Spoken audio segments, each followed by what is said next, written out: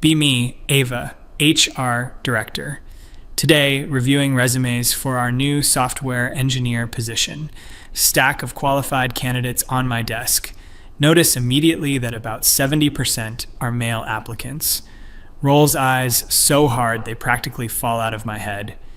Here we go again with the boys' club trying to infiltrate our progressive workspace. Decide to do what I always do. Create two piles. One for female candidates, one for male candidates. Female pile gets thorough review and consideration. Male pile goes straight into the thanks but no thanks category. This isn't discrimination, this is equity in action. Men have had their turn for literally centuries. Time for women to have their moment. Just finished tossing another male resume when Julian from accounting walks into my office. He's been here for about 5 years, decent enough worker, I suppose. But he has that entitled male energy that just grates on my nerves, always questioning processes, always thinking he knows better. Today, he looks particularly agitated about something. Ava, we need to talk, Julian says, closing the door behind him. What's on your mind, Julian? I respond, not looking up from my computer screen. It's about the hiring practices in this department. I've been noticing some concerning patterns. Here we go. Another man thinking he can lecture me about my job. The audacity is truly breathtaking. Concerning patterns? What exactly do you mean by that? Julian sits down across from my desk, his jaw clenched tight. I mean that in the past 18 months, every single new hire in engineering, marketing, and operations has been a woman. Every single one. I can hear the anger building in his voice already. Good. Maybe he's finally understanding how it feels to be on the outside. Time to educate this man on how the real world works. Julian, I'm not sure what you're implying here, but I hire the best candidates for each position. Period. The best candidates? Really? Because I happen to know that Thomas from my previous company applied for the senior analyst position last month. He has 10 years of experience and a stellar track record. Yet somehow Sarah got hired instead, despite having half his experience. The rage in Julian's voice is so obvious now. He's practically vibrating with frustration. Men just cannot handle not being the center of attention. This is exactly why we need more women in leadership. Julian, I'm going to stop you right there. First of all, it's completely inappropriate for you to be questioning my hiring decisions. Second, you seem to have some very problematic assumptions about qualifications and merit. Julian leans forward, his hands gripping the arms of his chair. Problematic assumptions? I'm talking about objective qualifications, Ava. Years of experience, technical certifications, performance metrics. How is that problematic? Time to really break this down for him. Men need everything spelled out in simple terms. Because, Julian, what you call objective qualifications are really just reflections of a system that has historically favored men. When you say someone is more qualified based on years of experience, you're ignoring the fact that women have been systematically excluded from opportunities to gain that experience. So you're saying experience doesn't matter, that technical skills don't matter? I'm saying that true equality requires us to look beyond surface-level metrics and consider the bigger picture. Women bring different perspectives, different approaches to problem solving. That diversity of thought is more valuable than an extra few years of experience in a male-dominated industry. Julian's face is getting red now. He's so angry he can barely contain himself. This is what happens when you challenge male privilege. They literally cannot compute that the world doesn't revolve around them. Different perspectives. Ava, we're talking about coding abilities and data analysis skills. These are technical competencies, not philosophical viewpoints. Everything is political, Julian. Every hiring decision either perpetuates existing inequalities or helps to dismantle them. I choose to be on the right side of history. Julian stands up abruptly, pacing behind his chair. The right side of history? You're literally discriminating against qualified candidates based on their gender. How is that the right side of anything? Oh, now he's really showing his true colors, using the word discrimination like some kind of victim. This is exactly the kind of male fragility that holds society back. Julian, I'm going to need you to check your privilege here. Men crying discrimination when they don't get every single job they want is peak irony. You've had every advantage handed to you on a silver platter your entire life. Every advantage?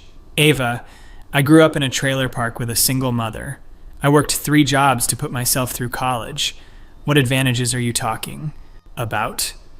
The advantage of being taken seriously in professional settings. The advantage of not having your ideas dismissed because of your gender. The advantage of never being asked to take notes in meetings or bring coffee.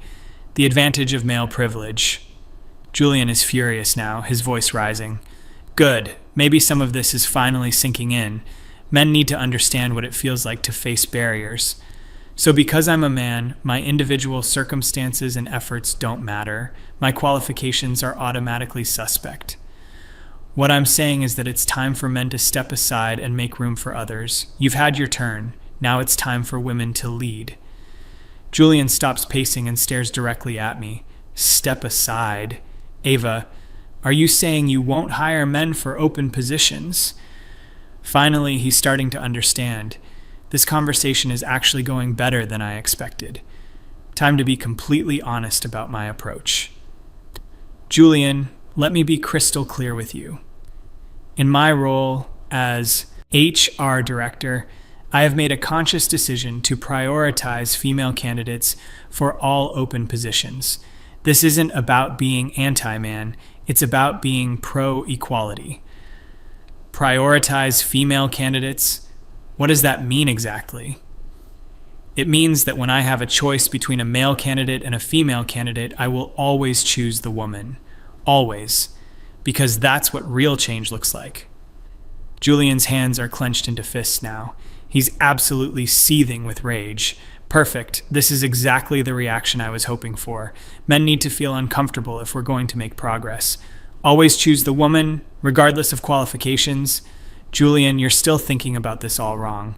When you've been conditioned by patriarchal systems your entire life, you don't even recognize real qualifications when you see them. Male-defined merit is just another form of oppression.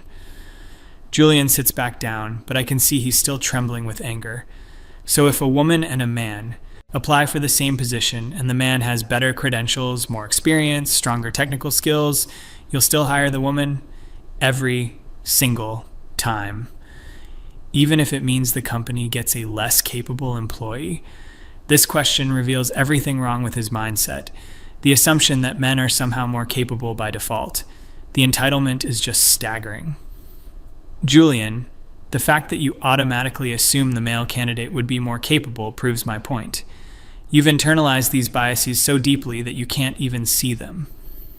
I didn't say male candidates are automatically more capable. I'm talking about specific scenarios where one candidate has objectively better qualifications than another. And I'm telling you that your definition of objectively better is contaminated by centuries of patriarchal thinking.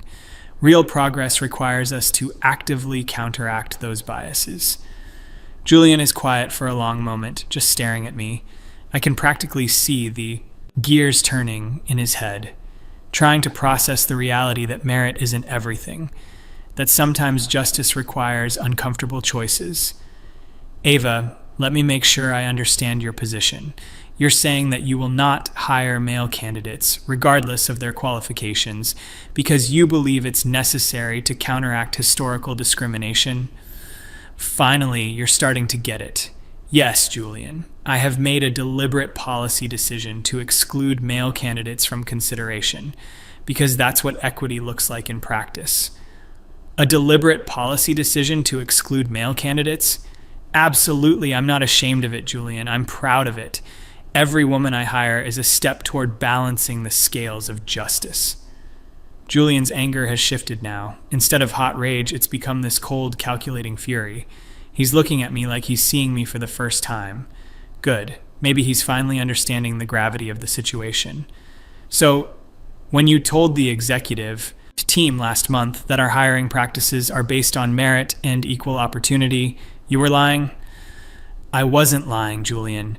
I was describing a deeper truth about what merit and equal opportunity actually mean in a systemically biased world. A deeper truth, Ava, you just admitted that you refuse to hire men regardless of their qualifications. How is that equal opportunity? Because true equal opportunity requires active intervention against existing inequalities. Passive neutrality is just another form of complicity. I can see Julian processing this information. His anger is morphing into something else now. Maybe resignation, maybe understanding. Either way, this has been a productive conversation. Julian stands up again, but this time his movements are more controlled. Ava, I need to ask you one more time, just to be absolutely clear. You have a policy of not hiring male candidates. I have a policy of prioritizing qualified women over qualified men, yes. And before you ask, no, I don't consider that discrimination. I consider it justice. And this is something you've been doing consistently since you became HR director. Consistently and intentionally. It's one of the things I'm most proud of in my career. Julian nods slowly, like something has finally clicked.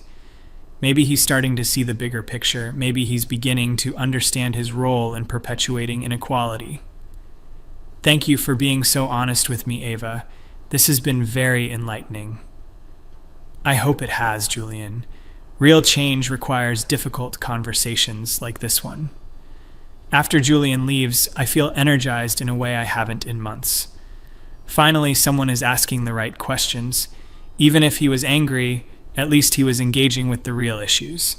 Most men just stick their heads in the sand and pretend everything is fine.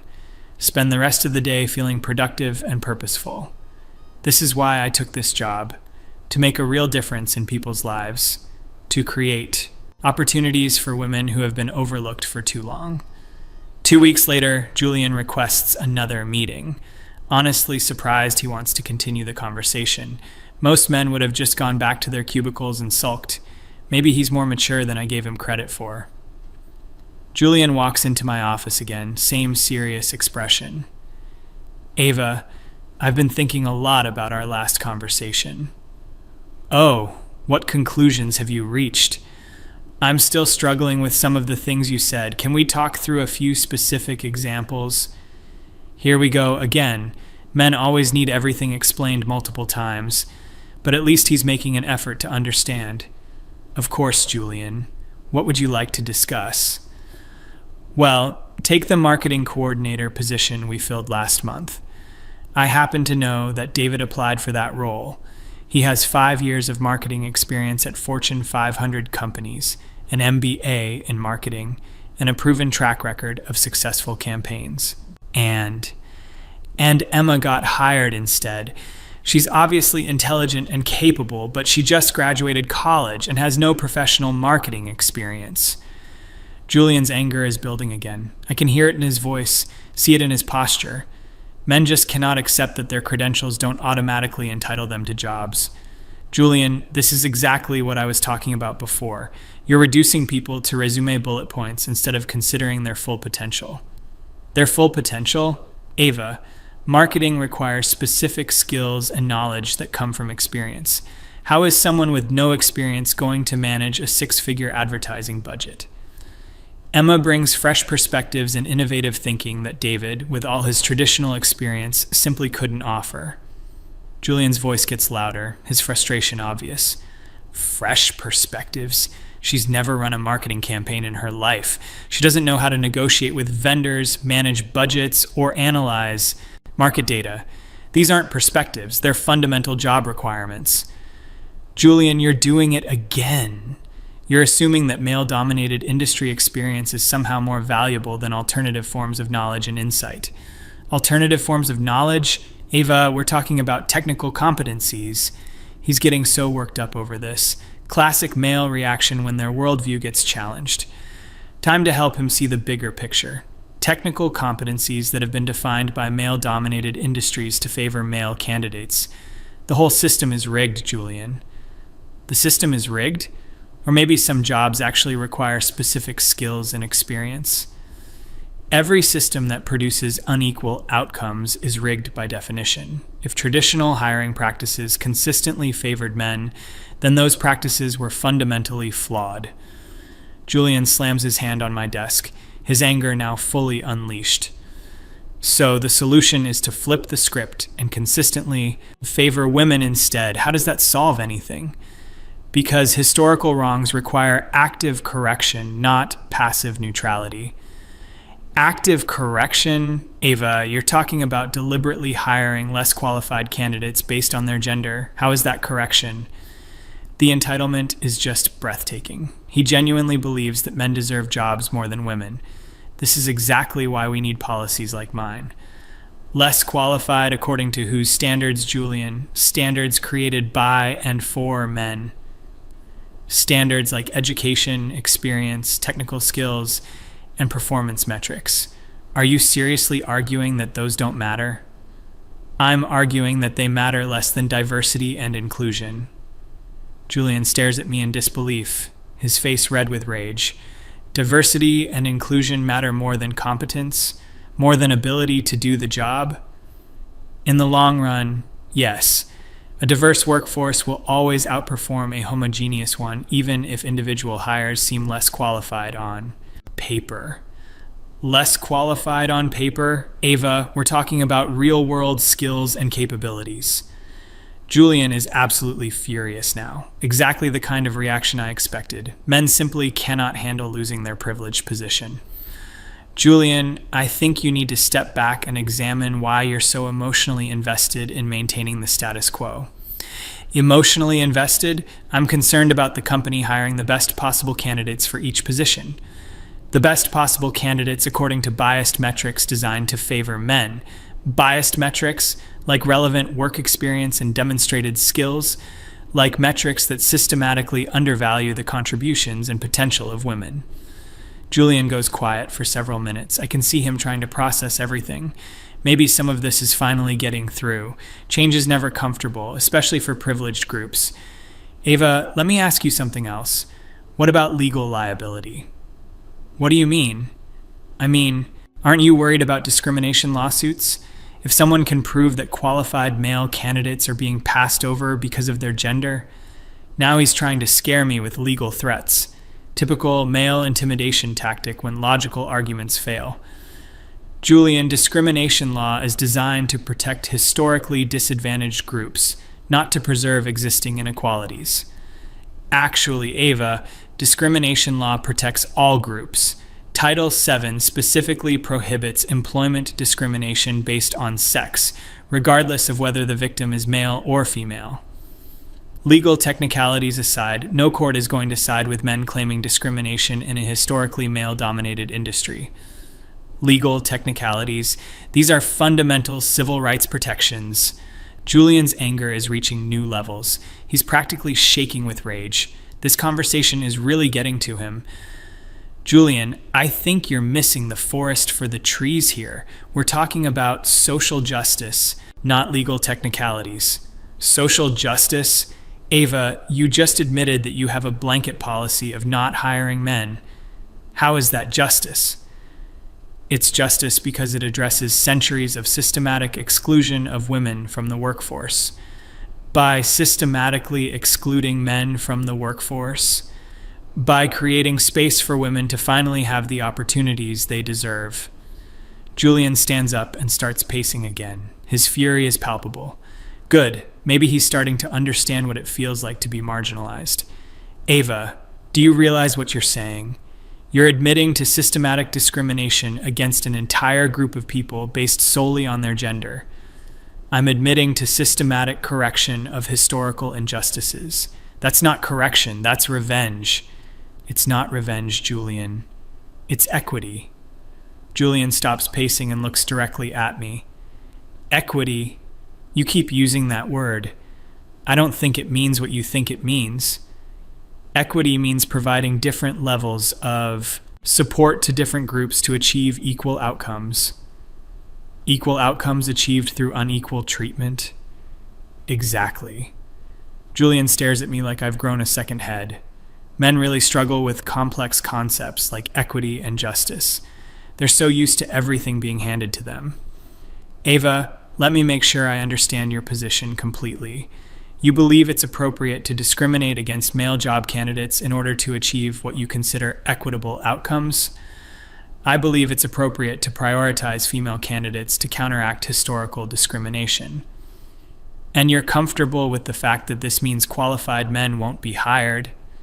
I'm comfortable with the fact that qualified women will finally get the opportunities they deserve, even if those women are less qualified than the men you're rejecting, even if those women have been systematically prevented from gaining traditional qualifications by a biased system. Julian nods again, that same calculating look in his eyes. Maybe he's finally starting to see the bigger picture. Understanding injustice requires intellectual honesty. Thank you again, Ava. This has been very educational. I hope it helps you understand why change is so necessary. After Julian leaves, I feel even more confident in my approach. These conversations are exactly what we need more of. Even angry men engaging with social justice issues is progress. At least he's not just dismissing everything outright. 3 more weeks pass. Notice Julian has been acting strange lately, more quiet than usual, keeping to himself. Probably still processing our conversations. Change is never easy for people in privileged positions. Then, one Tuesday morning, I get a call from Rebecca, our CEO. Ava, I need you in the conference room immediately. Her tone is unusually serious, probably wants to discuss the diversity metrics I've been tracking. Walk into the conference room expecting a routine meeting. Instead, find Rebecca, Thomas the CFO, and David from legal all sitting with grave expressions. Julian is there too, looking oddly calm. Immediately sense something is wrong. Ava, please have a seat, Rebecca says. Julian has brought some very serious allegations to our attention. Look at Julian with confusion. What could he possibly be alleging? Our conversations were private and completely appropriate. I'm not sure what Julian thinks he's alleging, but I'm happy to address any concerns. Rebecca slides a small recording device across the table. Julian has provided us with recordings of conversations he had with you regarding your hiring practices. My blood runs cold. Recordings? When did he record our conversations? This feels like a complete violation of trust. Recordings? Rebecca, I had no idea Julian was recording our private conversations.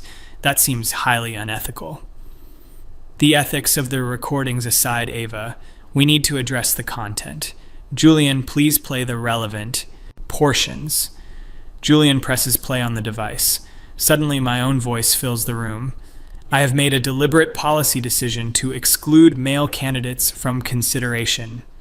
Every woman I hire is a step toward balancing the scales of justice. I will always choose the woman. Always. Feel my face burning with embarrassment and rage. This was a private conversation, taken completely out of context. Julian manipulated me into saying things that sound worse than they are. Rebecca, those statements need to be understood in their proper context. Julian and I were having a philosophical discussion about equity and justice in hiring. Thomas leans forward, his expression stern. Ava, you clearly state that you have a policy of excluding male candidates. There's no context that makes that legally defensible. I was explaining the principles behind equitable hiring practices. The goal is to create opportunities for historically marginalized groups. Julian speaks for the first time. Since I entered the room, his voice cold and controlled. Ava, you specifically told me that you refuse to hire men regardless of their qualifications. You said you do this consistently and intentionally. Julian's anger from our previous conversations has transformed into something much more dangerous. Calm, calculated, purposeful. He planned this entire thing. Julian, you're twisting my words. I was trying to help you understand complex issues around workplace equity. Rebecca holds up her hand. Ava, let's listen to another section. Julian fast forwards and plays another clip. When you say someone is more qualified based on years of experience, you're ignoring the fact that women have been systematically excluded. True equality requires us to look beyond surface-level metrics. Even if those women are less qualified than the men you're rejecting. Even if those women have been systematically prevented from gaining traditional qualifications. David from legal takes, Notes as he speaks. Ava, these recordings clearly document systematic discrimination based on gender. This creates enormous legal liability for the company. David, discrimination law is meant to protect marginalized groups, not preserve existing power structures. Actually, Ava, Title VII protects all employees from discrimination based on protected characteristics, including sex. This applies to men as well as women. Realize I'm in serious trouble here, but these people just don't understand what we're dealing with. Systemic change requires uncomfortable choices.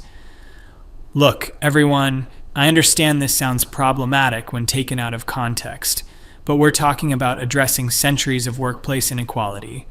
Sometimes progress requires difficult decisions. Rebecca's voice is firm. Ava, progress cannot come at the expense of legal compliance and basic fairness. These recordings indicate that you've been systematically violating company policy and federal law. I've been following the spirit of our diversity and inclusion initiatives. Thomas shakes his head. The spirit of our initiatives is equal opportunity for all candidates, not exclusion based on gender. Julian is just sitting there watching this unfold. His earlier anger has been replaced by quiet satisfaction. He planned this entire confrontation. Julian, I trusted you. We had private conversations about complex social issues, and you violated that trust by secretly recording me. Julian finally shows some emotion, his anger returning. You trusted me. Ava, you admitted to systematic discrimination that has affected dozens of qualified candidates. You violated their trust, not mine. I was trying to create opportunities for women who have been historically excluded. By excluding men who had nothing to do with historical discrimination. Rebecca stands up, her decision clearly made. This whole thing has spiraled completely out of control. Ava, based on these recordings and the clear violations of company policy and federal law they document, we're terminating your employment effective immediately. The room spins around me. This cannot be happening. Everything I've worked for, destroyed by a vindictive man who couldn't handle being educated about social justice. Rebecca, you can't be serious. I've transformed this company's hiring practices. We have more diversity now than ever before.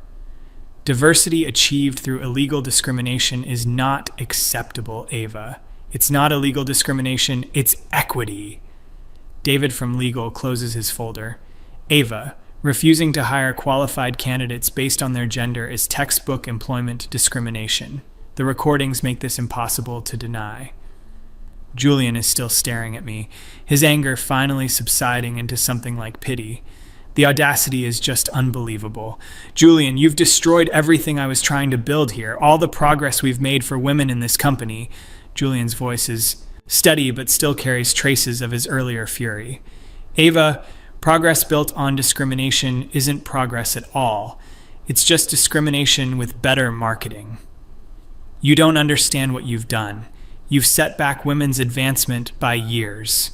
No, Ava, you set back women's advancement by making it impossible to distinguish between merit-based diversity and gender-based discrimination.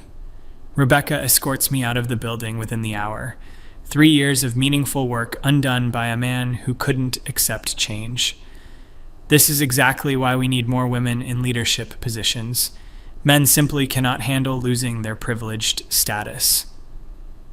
Sitting in my car in the parking lot, Julian walks past, heading to his car, rolls down my window, and calls out to him. Julian, I hope you're satisfied. You've just reinforced every barrier that women face in the workplace. Julian stops and walks over to my car, his anger flaring up one final time. Satisfied? Ava, I'm not satisfied. I'm furious that it came to this, but I'm more furious that qualified people were denied opportunities because of their gender. Qualified people? You mean qualified men who couldn't handle a little competition? I mean qualified people, period, including women who now have to live with the suspicion that they were hired for their gender rather than their abilities. Julian walks away, leaving me sitting alone, completely bewildered by how this all went so wrong. Everything I did was in service of justice and equality. Yet somehow, I'm the one being punished. Drive home in shock. 3 years of progress destroyed in a single morning. All because I was honest about what real change requires. This is exactly why systemic inequality persists. People aren't willing to make the hard choices necessary for true justice. Spend the rest of the day reflecting on everything that happened. Julian's recordings were taken completely out of context. He manipulated me into having frank discussions about complex social issues, then used my honesty against me. The more I think about it, the more convinced I become. This was never about hiring practices or legal compliance. This was about a man who couldn't handle being challenged, who couldn't accept that his privileges were being questioned. So he destroyed the woman who dared to speak truth to power. Julian may have won this battle, but the war for workplace equality continues. Somewhere else, another woman will take up this fight, and maybe next time she'll be smarter about who she trusts with the truth.